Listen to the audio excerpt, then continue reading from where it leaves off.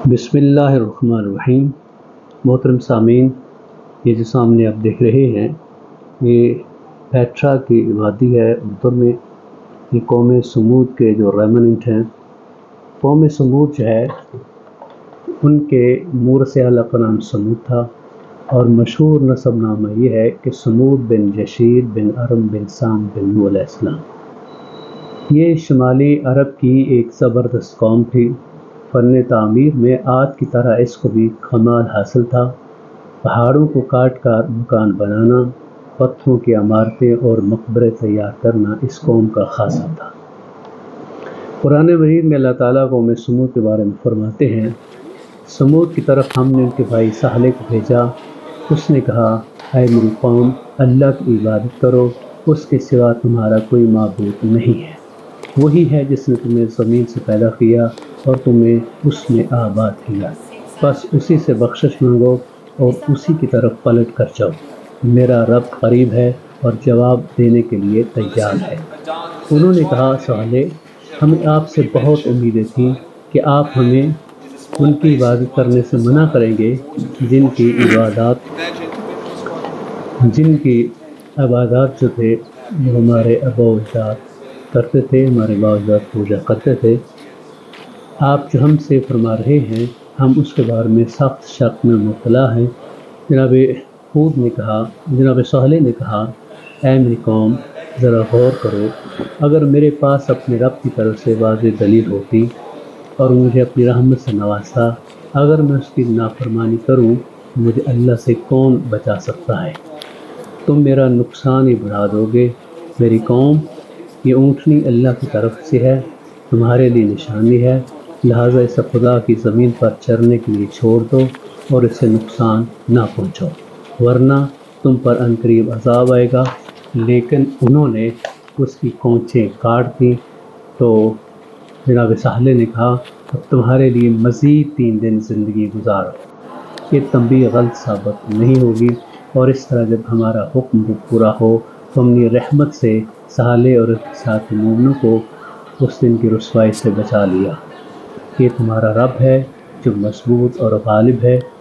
اور اس دھماکے نے ظالموں کو مارا اور اپنے گھروں میں مردہ پڑ گئے، گویا وہ کبھی زندہ اور پھلے پھولے نہیں تھے۔ ہاں، سمود نے اپنے رب کو جھٹلایا تو سمود سے دوری ہے۔ تو یہ آیات سے 61 سے لے کے 68 تک سورہ ہود کی۔ تو اس میں آپ دیکھ رہے ہیں کہ قوم سمود جو ہے ان کے بنائے ہوئے یہ پہاڑوں میں گھر ہیں، انہوں نے یہ پورا شہر بسایا ہوا تھا، اور اس شہر میں ان کی بارش کے پانی کو سٹور کرنے کی کیپیسٹی تھی۔ انہوں نے نالیاں، کینالز وغیرہ بنائی ہوئی تھی، اور یہاں پہ جو تجارت کے لیے بہت بڑا ایک مرکز تھا، اور اس مرکز میں عرب سے، شام سے لوگ، دور دور سے، روم سے لوگ آ کے وہ تجارت کرتے تھے۔ لیکن جب انہوں نے بتوں کی پرستش نہ چھوڑی اور اللہ تعالیٰ کی جو نشانی اونٹنی تھی اس کی کونچی کاٹ ڈالی، تو اللہ تعالیٰ نے ان کو عذاب نازل کیا، ایک زبردست زلزلے اور چیخ اور چنگھاڑ سے ان سب کو تباہ و برباد کر دیا، اور اپنے وہ گھروں میں مردہ پائے گئے۔ اور آج بھی یہ لوگوں کے لیے نشان عبرت بنے ہوئے ہیں۔ تو اس پیٹرا کو، یہ جو پہاڑوں کا شہر ہے جسے پیٹرا کہتے ہیں، یہ اردن میں واقع ہے۔ اس کو 1985 میں یونیسکو نے جو ہے اس کے جو تاریخی ریمننٹ تھے اس میں رکھا تھا، عجائب جو تاریخی عجوبہ جو ہے سمجھ لیں اس کو بنایا ہوا۔ انہی پہاڑی سلسلے میں بعد میں جناب لوط علیہ السلام بھی آئے تھے، جیسا کہ آپ دیکھ رہے ہیں۔ سمود کے بعد میں اصحاب کہف کی غار کے پاس کھڑا ہوں، تو اصحاب کہف کے بارے میں قرآن مجید میں سورہ کہف میں لکھا ہے کہ یہ چند نوجوان تھے، ایک ظالم بادشاہ دقیانوس کے زمانے میں 3 تھے یا 5 تھے یا 7 تھے، تو اس وقت کا جو بادشاہ تھا غالی متعصب بت پرست تھا اور جبر و اکراہ کے ذریعے بت پرستی کی اشاعت کرتا تھا۔ ان نوجوانوں نے سچا دین قبول کر لیا اور غرضے کے نوجوانوں اور پھر یہ بادشاہ کے خوف سے غار میں نوجوانوں نے بے جھجک بغیر کسی خوف و ہراس کے ظالم بادشاہ کے تو یہ جو آپ دیکھ رہے ہیں یہ سامنے کر دیا ارشاد ربانی ہے اور ہم یہ وہ ایریا ہے جہاں سے جناب موسیٰ علیہ السلام مضبوط کر دیے بنی اسرائیل میں بادشاہ کے بیت المقدس میں داخل ہو جائیں دینے کے لیے۔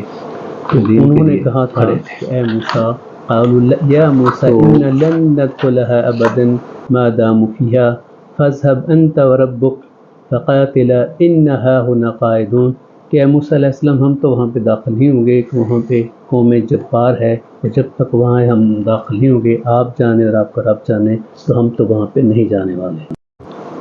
یہ جگہ جو آپ دیکھ رہے ہیں یہ قوم لوط کا ایریا ہے اور یہ قوم لوط پہ جب عذاب الہی آیا تھا تو اس میں یہ جو پوری آبادی تھی الٹ پلٹ ہو گئی تھی اور یہ جو بحر مردار یہ جسے ڈیڈ سی کہتے ہیں یہ بھی کہتے ہیں کہ اسی عذاب کی وجہ سے پہلے یہاں شہر تھا تو یہ تباہ ہو گیا ہے جو ڈیڈ سی بن گیا ہے اور اب اس میں کوئی چیز جو ہے نا وہ زندہ نہیں ہے، کوئی جاندار مچھلی وغیرہ کچھ بھی اس میں زندہ نہیں ہے۔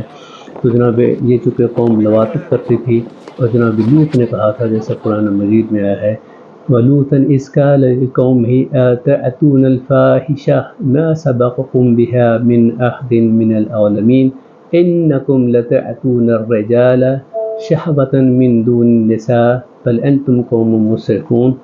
تو وہ جب باز نہ آئے تو اللہ تعالیٰ نے ان کو عذاب نازل کیا اور اسے عذاب الہی سے وہ آج تک جو ہے وہ اس رہتی دنیا کے لیے نشان عبرت ہے۔ یہ جو آپ کے سامنے میدان ہے یہ میدان ہے جنگ موتا کا جو کہ اردن کے شہر کرک کے نزدیک ہے۔